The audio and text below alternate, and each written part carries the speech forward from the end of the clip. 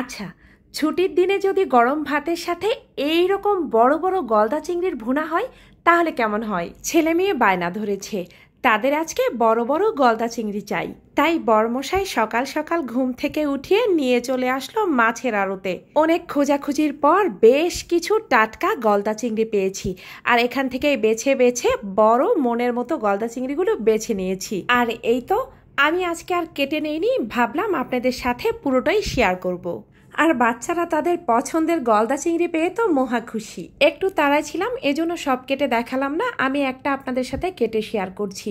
প্রথমে যে চিংড়ির মাথার বড় একটা কাটা আছে সেটা কেটে নিতে হবে, মানে আমি যাকে বলি হেলমেট। এরপর চোখ দুটো কেটে ফেলে গোফদারি যা আছে সব ফেলে দিব। আর চোখের কর্নারের অংশ থেকে এভাবে মাঝ বরাবর একটু কোণাছা করে কেটে নিব। লেজের উপরে যে আরো একটা লেজ আছে সেটাও কেটে নিলাম, নিচের পাগুলোও কেটে দিলাম। আর যে মাথার আংটা বা চিমটাগুলো আছে সেগুলো কেটে নিচ্ছি। চাইলে আপনারা এগুলো ফেলে দিতে পারেন, তবে সৌন্দর্যের খাতিরে রাখতে হবে। এবার মাঝ বরাবর দুইটা খোলস কেটে নিয়ে এই যে কোণাছা করে মাথার উপরে কেটেছিলাম, এখানে কাটা দিয়ে এরকম করে খুঁচিয়ে দিলেই দেখবেন পুরো একটা আস্ত ময়লার পুটলি বেরোবে। আর এটা কিন্তু খুব ভালোভাবে ফেলতে হবে। মাথার উপরে সেই আস্ত বড় হেলমেটের কাটা দিয়ে মাঝের রগটাও বের করে নিতে হবে। এই রগটাও কিন্তু একদম ময়লার রগই থাকে, এটা পুরোটাই বের করে নিতে হবে। আর এই তো গলদা চিংড়ি কাটা রেডি, ধুয়ে পরিষ্কার করে নিব। রান্নার শুরুতে একটা বাটিতে কিউব করে টমেটো কেটেছি, একটা দিয়েছি, একটা রসুন কোষ ছাড়িয়ে, আরও নিয়েছি কয়েকটা কাঁচামরিচ, এর সাথে নিয়েছি 4টা পেঁয়াজ আর 6-7টা কাজু বাদাম। সামান্য পানিতে সবকিছু ব্লেন্ড করে নিব। এদিকে চিংড়ি মশাইগুলো গোসল টোসল করে একদম রেডি। এবার এগুলোকে সাজানোর পালা। দিয়ে দিব 1/2 টেবিল চামচ পরিমাণ লবণ, 1/2 টেবিল চামচ পরিমাণ লাল মরিচের গুঁড়া, আর দিয়ে দিব 1/2 টেবিল চামচ পরিমাণ হলুদ। এবার সবকিছু ভালোভাবে হাত দিয়ে চিংড়ির গায়ে মাখিয়ে নিতে হবে। অপরদিকে চুলায় প্রয়োজনের চেয়ে একটু বড় একটা প্যান বসিয়ে দিয়েছি, আর দিয়ে দিব খানিকটা তেল। তেলটা হালকা গরম হয়ে আসলে আগে থেকেই নুন হলুদ মরিচ মাখা গলদা চিংড়িগুলো একে একে তেলের সাগরে দিয়ে দিব। আর প্যান অবশ্যই বড় ব্যবহার করবেন, না হলে চিংড়ি মশাইদের জায়গার সমস্যা দেখা দিবে। এবার চিংড়িগুলোকে দুপাশেই 1 মিনিট সময় নিয়ে ভেজে নিতে হবে, যাতে এর খোলসগুলো একটু মুচমুচে হয়। আর খোলস সহ চিংড়ি রান্না করলে এর ভিতরের জুসি ভাবটা বজায় থাকে। এক পাশটা ভেজে নেওয়া হয়ে গেলে উল্টিয়ে দিব। আর দেখুন এই 1 মিনিটেই চিংড়ি কিন্তু রং পরিবর্তন করে ফেলেছে। এবার সবগুলো আরও 1 মিনিট করে ভেজে নিয়ে তুলে নিব। আর হালকা একটু ভাজা দিয়ে নেওয়াতেই চিংড়ির দারুণ স্মেল চারদিকে ছড়িয়ে পড়েছে।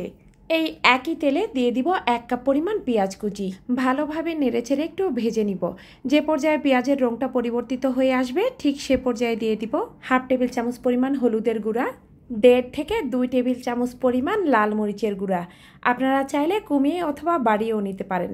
একটু নেড়ে দিব যাতে কোনোভাবেই মশলাগুলো পুড়ে না যায়। আরও দিয়ে দিব 1/2 টেবিল চামচ পরিমাণ ধনিয়ার গুঁড়া, 1 টেবিল চামচ পরিমাণ জিরার গুঁড়া, ভালোভাবে নেড়ে নিতে হবে। আর দিয়ে দিব সেই বাটা মশলা, নেড়ে চেড়ে তেলের সাথে খুব ভালোভাবে কষিয়ে নিব। এই পর্যায়ে দিয়ে দিব স্বাদ অনুযায়ী কিছুটা লবণ। আর খুব ভালোভাবে মশলাটা এবার কষিয়ে নিতে হবে। কষাতে কষাতে যে পর্যায়ে দেখবেন একদম তেল ছেড়ে দিয়েছে ঠিক সে পর্যায়ে দিয়ে দিব ব্লেন্ডারের জার ধুয়ে সামান্য পরিমাণ পানি। এই পানিতে আবারও ভালোভাবে নেড়েচেড়ে কষিয়ে নিব। আর এ পর্যায়ে অ্যাড করে দিব 2 টেবিল চামচ পরিমাণ টক দই। টক দইটা একটু ফেটে ব্যবহার করবেন, না হলে তরকারিতে দেওয়ার পর এটা ফেটে যাওয়ার সম্ভাবনা থাকে। আরও বেশ কিছুক্ষণ রান্না করার পর যখন দেখবেন মশলাতে বলক চলে এসেছে ঠিক সেই পর্যায়ে অ্যাড করে দিব আগে থেকে ভেজে রাখা গলদা চিংড়ি। এজন্যই শুরুতে বলেছিলাম প্রয়োজনের চেয়ে একটু অতিরিক্ত বড় প্যান নিতে হবে। দেখুন এখনই এটা প্যানে ভরে গিয়েছে। এবার উল্টিয়ে পাল্টিয়ে চিংড়িগুলোকে কষিয়ে নিতে হবে। আজকে যা রান্না করেছি তা তো চিংড়ির মালাইকারি নয়, তবে মালাইকারির চেয়ে কোনো অংশেই কম নয় আজকের এই ঝালঝাল চিংড়ি ভুনা। এভাবে প্যান ধরে দুলিয়ে দিয়ে আরও বেশ কিছুক্ষণ রান্না করে নিয়েছি। এবার চিংড়িগুলো যেহেতু বড়, সেদ্ধ করার জন্য দিয়ে দিব 2 কাপ পরিমাণ পানি। আর এই পানিতেই পুরো চিংড়িটা খুব ভালোভাবে সেদ্ধ হয়ে যাবে। খুব বেশি নাড়াচাড়া করতে যাব না, তাহলে এটা কিন্তু খুলে যাওয়ার সম্ভাবনা থাকে। ঢাকনা দিয়ে ঢেকে ঝোল টেনে আসা পর্যন্ত রান্না করে নিব। আর এই তো ফিরে এলাম বেশ কিছুক্ষণ পর। দেখতেই পাচ্ছেন রান্নাটা কিন্তু প্রায় হওয়ার দিকে, তবে এখনও কিছু ইনগ্রেডিয়েন্ট যোগ করা বাকি। দিয়ে দিব 1 চা চামচ পরিমাণ চিনি। এই চিনি চিংড়িটাকে মিষ্টি করবে না, তবে স্বাদে একটা ব্যালেন্স এনে দিবে। আর দিয়ে দিব 7-8টা কাঁচামরিচ, শুধু ফ্লেভারের জন্য। এবার আলতো হাতে একটু উল্টিয়ে পাল্টিয়ে ভালোভাবে দুলিয়ে নিব, যাতে সবকিছু অ্যাবজর্ব হয়। ঢাকনা দিয়ে ঢেকে রেখে 5 মিনিট পর চলে এলাম পরিবেশনে। নিজের রেসিপি বলে বলছি না, এই গলদা চিংড়িটা কি যে মজা হয়েছিল আপনাদেরকে বলে বোঝাতে পারবো না। গরম গরম ভাতের সাথে খেতে কিন্তু ভীষণ সুস্বাদু ছিল।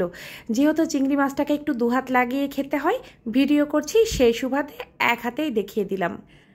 আর চিংড়িটা ছিল উপর থেকে ক্রিস্পি আর ভিতরে একদম জুসি। অবশ্যই ট্রাই করবেন, আশা করি ভালো লাগবে। আজ এ পর্যন্তই, দেখা হবে নতুন রেসিপি নিয়ে। আল্লাহ হাফেজ।